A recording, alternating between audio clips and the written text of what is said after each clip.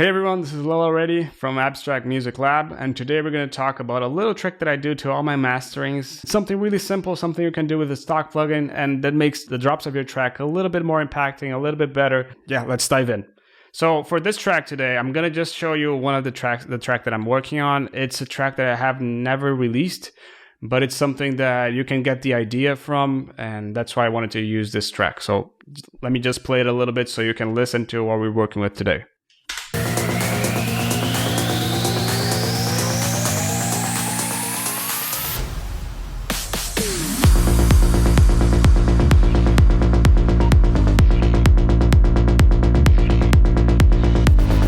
So you've listened to the track, and now we're gonna do this trick. It's something that you can do with any plugin that it's able to automate volume, and something that it could automate mid-side or stereo and mono. So it's something that I'm doing with a utility. It's a stock plugin for Ableton. I'm not sure if you're using Ableton, but if you're using Ableton, you can use just a utility. So basically here I'm gonna automate the gain and 2 bars before the drop hits. So 2 bars before the drop hits, I'm gonna do this automation over here, and I'm gonna do something like this. Something really simple.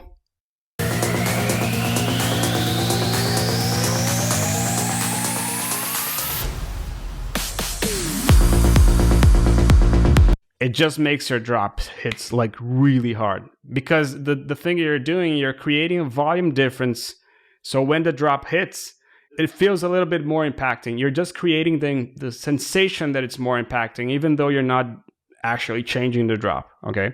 One thing that I'd like to say is that even though I've gone until -1 dB, sometimes it can be a little bit more subtle and go until like -4. Whatever gives you an impression that the drop's being a little bit more impacting, but at the same time, you don't want to be at like -3, for example, -4, just so you can listen to the example.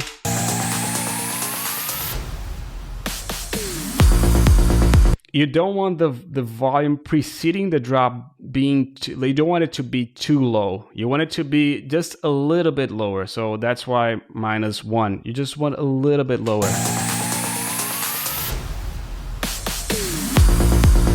Because that's when the drop hits, it just comes really loud. It's not, as I said before, it's not that the drop is louder. You're just making an impression that the drop is louder. And the same thing can be done with mid stereo. So the mono stereo, instead of changing the drop and making the drop more stereo, you're just making what's preceding the drop a little bit more mono. So this way, when a drop comes, it feels a little bit more stereo. Same trick you're gonna apply today, okay? Basically, I'm doing here the automation for the mono.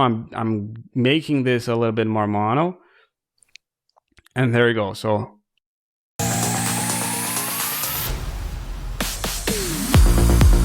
So I'm gonna make this independent. So just listen to the stereo one.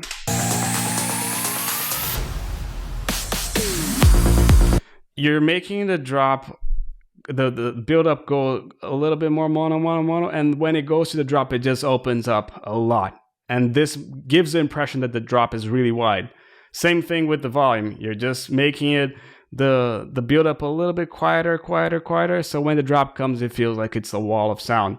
And when you combine both of them,